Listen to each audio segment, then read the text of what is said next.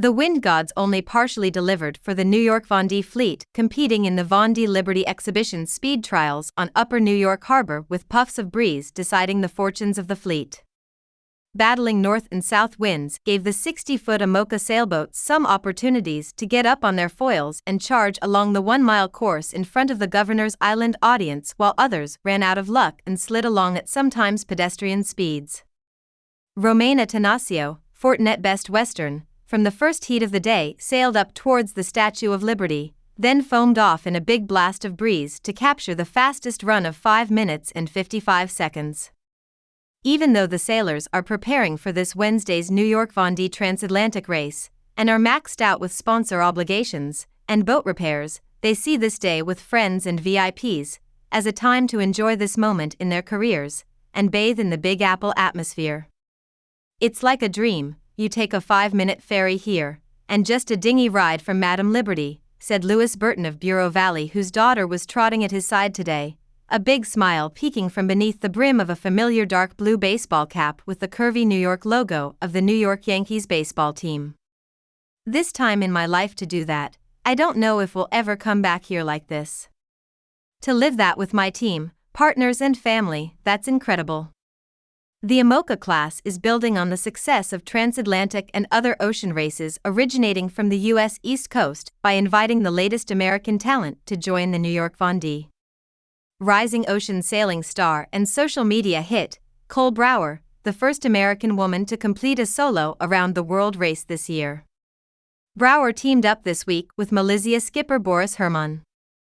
Her efforts to do the 2028 Vendée Globe is expected to raise the profile of this sailing disciple in the States. Bringing these sailors to the U.S. exposes American sailors to the structure and culture of French solo sailing, said Leah Sweet, boat captain for Swiss sailor Justine Metro's Team Worksnef. Those sailors move up a ladder in the Mini, Figaro, and Class 40.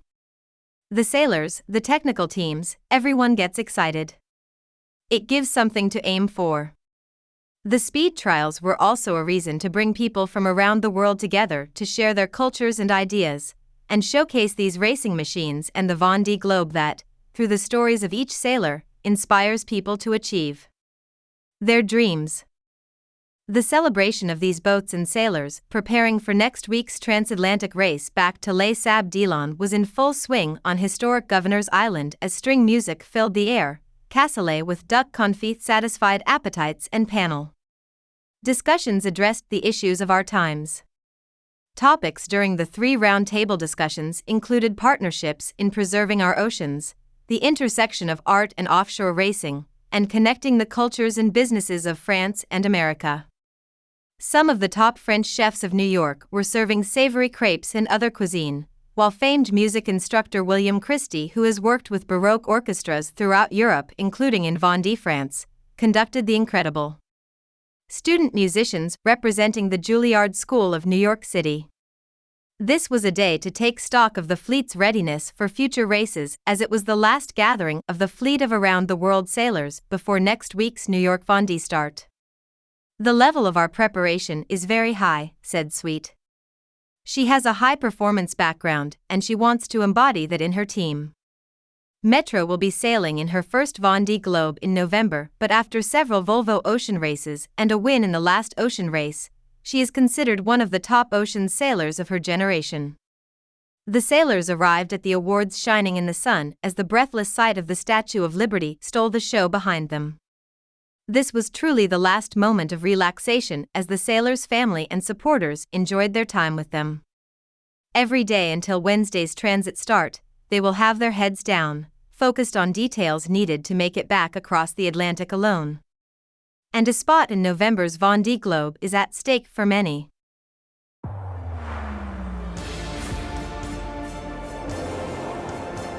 On va sortir les casques à pointe et voilà, ce sera un peu moins chic.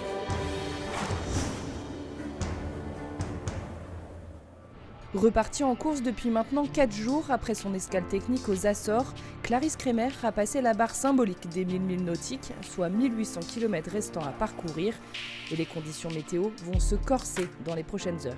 Et ce soir-là et la nuit prochaine, ça va être moins fun. Je vais avoir jusqu'à 30-35 nœuds au reaching. pour rentrer ensuite dans le cœur d'une dépression avec, je pense, une grosse phase de transition. À quelques encablures de là, dans la catégorie classe 40, Anatole Facon a réussi à résoudre son problème de voile avant d'affronter lui aussi des conditions musclées la nuit prochaine. Alors, je vais vous expliquer ce qui s'est passé. C'est une grande voile qui a un Jenaker qui était à bord et une pièce qui a cassé. Du coup, la voile est partie complètement en sucette. Et il m'a fallu bien 20 minutes pour la ramasser, la faire descendre. Là, je l'ai mis en vrac dans la cave, donc j'ai une voile en moins. Et la voile est encore intacte.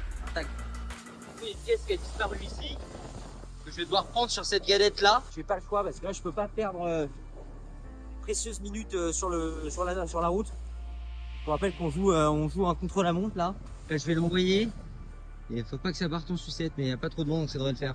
Voilà, le Jenna qui est en l'air. Ah putain, yes. Ah, je suis content. À New York, le bouclier de Brennus version course au large a été remis au vainqueur en IMOCA, Johan Richomme, sous les applaudissements du public. En IMOCA, comme en classe 40, c'est un podium 100% l'orienté. Ça illustre encore une fois le poids important de la course au large dans l'économie et le sport lorientais. On est évidemment très fiers de ça.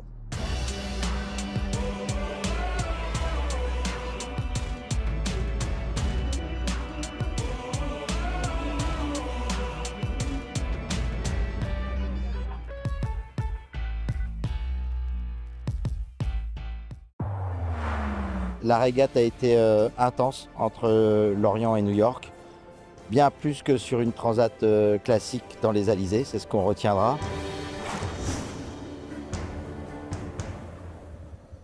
La 15e édition de The Transat CIC a rempli toutes ses promesses. 48 bateaux alignés le 28 avril en rade de Lorient sur la ligne de départ. Un Atlantique Nord aux conditions météo soutenues où les marins, tout comme leurs machines, ont été mis à rude épreuve. Il y a des vagues de malades. J'ai un peu peur. Il y a une vague qui est rentrée dans le bateau là. Un engagement intense qui a malheureusement parfois conduit à des abandons. 5 dans la catégorie des petits monocoques en classe 40. 7 chez les grands, la classe IMOCA. Bon bah voilà. Je suis dégoûté. Et ben je refais route dans l'autre sens. C'est pas drôle. Mais je sais. Mais je crois que je suis contraint à rentrer à la maison. La bataille a fait rage sur l'Atlantique pour en arriver au dénouement final. Une arrivée grandiose dans la baie de New York, au pied de la Statue de la Liberté, pour célébrer les grands vainqueurs de The Transat CIC. En IMOCA, Johan Richomme s'octroie la victoire et le nouveau temps de référence. Le temps de course est super court. J'ai l'impression qu'on est parti hier de Lorient. Ça va mettre un peu de temps, j'ai l'impression, celle-ci à rentrer. En classe 40, l'Italien Ambrogio Beccaria aura tout donné pour pousser l'étrave de son bateau en première position sur la ligne. Le fait surtout que du coup l'intensité reste toujours à un niveau assez élevé.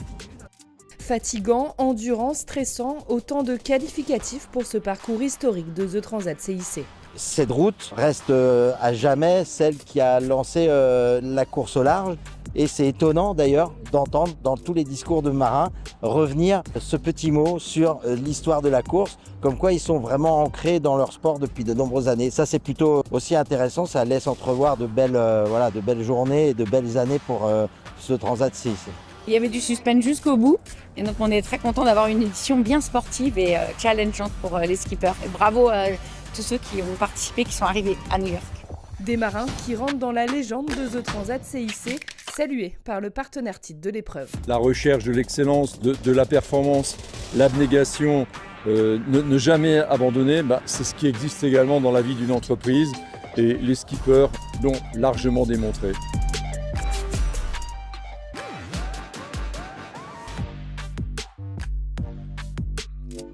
Mais on n'oublie pas ceux qui sont toujours en mer. En IMOCA, si Oliver Heer a franchi la ligne jeudi 16 mai après 18 jours de course, Clarisse Kremer attaquait le dernier tronçon. Dans du vent, un peu dur. Et puis un empannage dans la dépression. Et après c'est la ligne d'arrivée. Mais ça, c'est la théorie. On verra ce que nous réserve la pratique. Pour Anatole Facon, en classe 40, la course contre la montre continue pour atteindre New York avant le lundi 20 mai. À 13h30 heure française, la ligne d'arrivée sera fermée pour les classes 40. Du côté de Rémi Gérin, le second vintage, il lui reste encore une semaine de mer avant d'apercevoir les côtes américaines.